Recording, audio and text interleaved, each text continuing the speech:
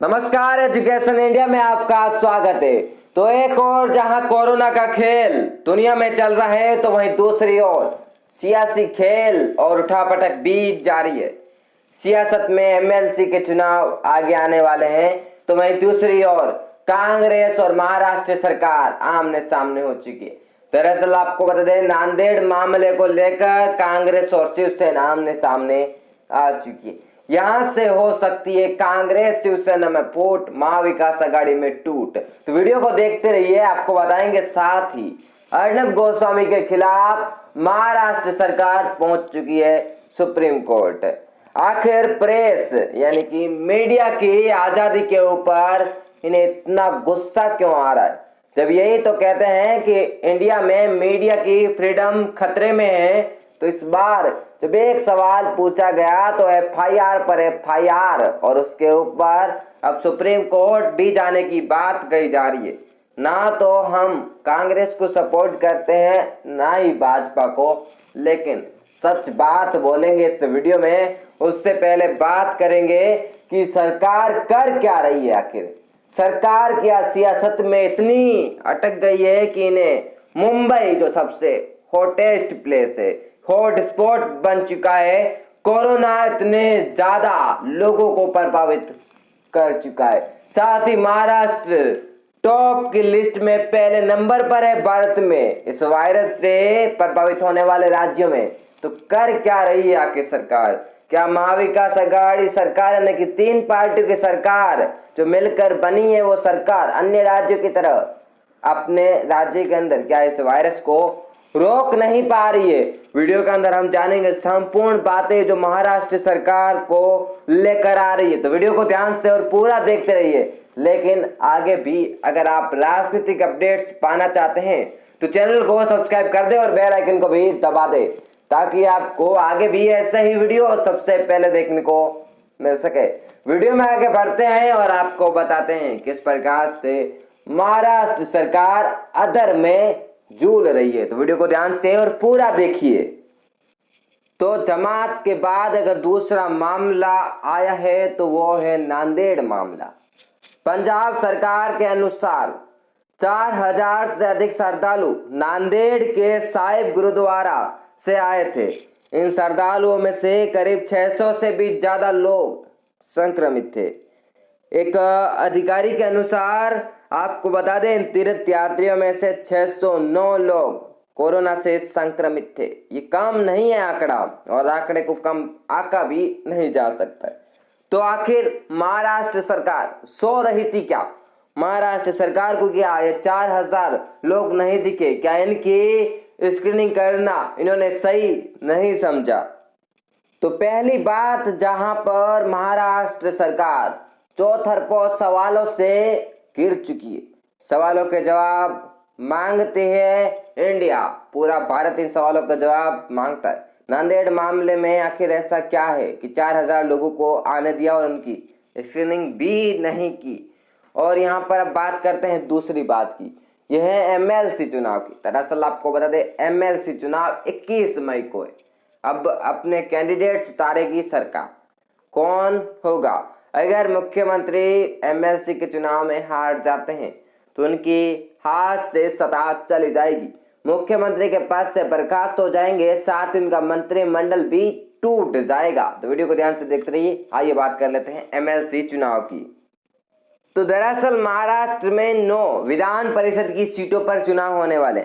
इसके अंदर शिवसेना ने अपने कैंडिडेट्स उतार दिए हैं, जिनमें शिवसेना के मुख्यमंत्री खुद उद्धव ठाकरे, साथ ही आपको बता दें इनके अलावा नीलम गोरे शामिल होंगे, जो कि विधान परिषद के उप सभापति भी है। तो ये दोनों इस चुनाव में चुनाव लड़ने जा रहे हैं। अगर जीते तो ये अपने पद पर कायम रहेंगे, यानी कि मुख्यमंत्री पद पर कायम रह पाएंगे उद्धव ठाकरे, अन्यथा सरकार एक बार के लिए गिर जाएगी। फिर बनेगी सरकार, हो सकता है पार्टियों का जो गठबंधन है वापस ना बैठे, और हो सकता है कि सरकार नहीं बने तो ईसीआई को वापस चुनाव भी कराने पड़ सकते हैं। लेकिन ऐसा होना काफी कठिन है, और इसमें शिवसेना के उद्धव ठाकरे जीत जाएंगे और मुख्यमंत्री पद पर कायम रह पाएंगे।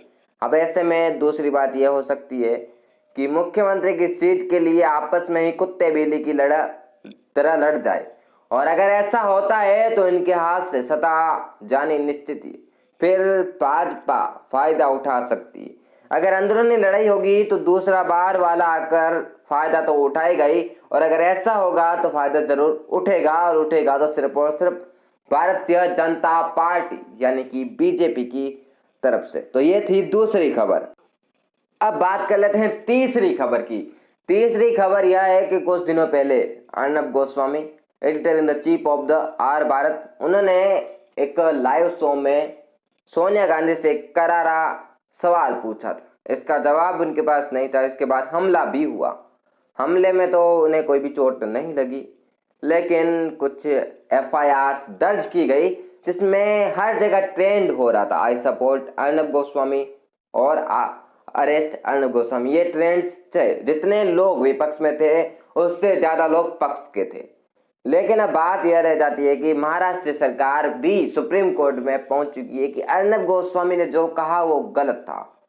ये महाराष्ट्र सरकार कह रही, उन्हें अपने राज्य से कुछ लेना देना नहीं है। उन्हें अपने राज्य में जो अभी बीमारी चल रही है उससे कुछ लेना देना नहीं है। महाराष्ट्र की बात करें अगर करंटली महाराष्ट्र में इस बीमारी के कितने केसेज है, तो महाराष्ट्र की अगर बात करी जाए तो अभी 14,000 या 14,500 के करीब आंकड़े, अगर कुल मिलाकर सही आंकड़ों की बात करी जाए तो वीडियो बनाने तक 14,541 मामले सामने आ चुके हैं, और ये कम नहीं है एक राज्य के अंदर। वही दूसरे नंबर जो राज्य है वो इनसे करीब 3 गुना कम है। जी हाँ, कम है, और इनके 3 गुना ज्यादा है। राज्य वही है, सोच नहीं है। यहाँ पर सरकार संभाल नहीं पा रही, कहना है तो यही है। अब बात करी जाए तीसरे लॉकडाउन की, तो शराब की दुकानें खुलने का ऐलान किया गया था, लेकिन इससे मुख्यमंत्रियों के विवेक पर छोड़ दिया गया था। अब मुख्यमंत्रियों के विवेक पर निर्भर करता कि कौन सी सरकार शराब की दुकानों को खोलेगी और कौन सी नहीं। महाराष्ट्र में पहले ही दिन शराब की दुकानें खोलने का निर्णय जारी कर दिया गया। वहीं तेलंगाना सरकार काफी अच्छी सरकार निकली, उन्होंने मना कर दिया कि हम नहीं खोलेंगे। अब जब शराब की दुकान खोली तो ये अर्थव्यवस्था के संचालक चल पड़े शराब लेने। जी हाँ, अर्थव्यवस्था के संचालक ही कह सकते हैं, क्योंकि सरकार की अर्थव्यवस्था इन्हीं पर निर्भर करती है। बाकी सारी दुकानें बंद रखने का भी ऑर्डर आ सकता है, लेकिन शराब की दुकानें अभी खुली रह सकती है। अब शराब की दुकानें खुलेगी तो जिन्हें शराब की लत है, आदत है, वो तो शराब की दुकान पर नंगे पांव ही चल पड़ेंगे। और यही हुआ, लाइन लग गई, लॉकडाउन का कबाड़ा हो गया, धज्जियां उड़ा दी गई सोशल डिस्टेंसिंग की। वहां जाकर लोग खड़े हो गए शराब लेने के लिए। अब ये है भारत के लोगों का विवेक। गरीबों को जब राशन बांटते तो फोटो लेते हैं, शराब लेते वक्त भी फोटो खींचना चाहिए ताकि पता तो चले हमने शराब लिया आज। भाई साहब देखिए, गरीबों को राशन मिलता है, उसमें लाइन लगती है तो सोशल डिस्टेंसिंग का पालन होता है, लेकिन जब ये शराब लेने के लिए पहुंच जाते हैं तो एक बोतल वही पी लेते हैं, और इनका सोशल डिस्टेंसिंग तो क्या, इनका माइंड पूरी तरीके से खराब हो जाता है, और ये कई उधर उधर ही घूमते रहते हैं। और इन्हीं के कारण अब महामारी और ज्यादा फैलेगी। अगर सरकार सही सोचती है तो इन शराब की दुकानों को बंद करना चाहिए, ना कि इन्हें शुरू ही रखना चाहिए। जैसा पहले दिन हुआ वैसा फिर नहीं होना चाहिए। क्या बात करें महाराष्ट्र की, दिल्ली की ओर चलते हैं।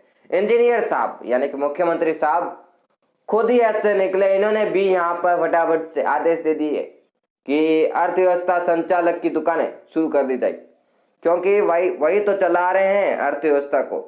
जब शराब बिकेगी तभी अर्थव्यवस्था बढ़ेगी, और वैसा ही हुआ। लोग वहां पर भीड़ जमा कर गए शराब लेने के लिए, और इसी पर कबाड़ा हो गया और धज्जियां उड़ा दी गई लॉकडाउन की। बाकी कुछ नहीं करना है, आप घरों में बैठ रहिए, शांत रहिए। लॉकडाउन में कुछ छूट मिली है, इसका फायदा यह नहीं कि आप घरों से बाहर ही निकल जाए, हर वक्त घरों के बाहर ही घूमते रहे, बाइक निकाले और घूम के आए। ये नहीं करना है। आपको जरूरी काम हो तभी जाना है। वैसा तो नहीं है कि गैर जरूरी काम भी उन्होंने कह दिए हैं तो आप ब्यूटी पार्लर चले जाए, ऐसा तो होगा ही नहीं ना। आप अपने मन में रखिए कि हमें लॉकडाउन का पालन करना है। जब तक ये बीमारी नहीं चली जाए तब तक हमें घरों में ही रहना है। ये सोच के रखिए, ये निश्चित करिए, तभी आप बच पाएंगे। अन्यथा आप तो क्या देश के दुश्मन बन जाएंगे और देशभक्ति आपकी वहीं की वहीं रह जाएगी और देश नुकसान में चला जाएगा। तो वीडियो में बस इतना ही था। वीडियो अगर पसंद आया हो तो दिल से लाइक करिएगा। अगर ये बातें, ये न्यूज अगर पसंद आई हो तो शेयर भी करिएगा। साथ ही साथ ऐसे ही खबरें देखने के लिए हमसे जुड़ जाइए। हमसे जुड़ने के लिए चैनल को सब्सक्राइब करके बेल आइकन को भी दबाना होगा। फिर मिलेंगे एक नए वीडियो के साथ, तब तक के लिए धन्यवाद। जय हिंद, जय भारत।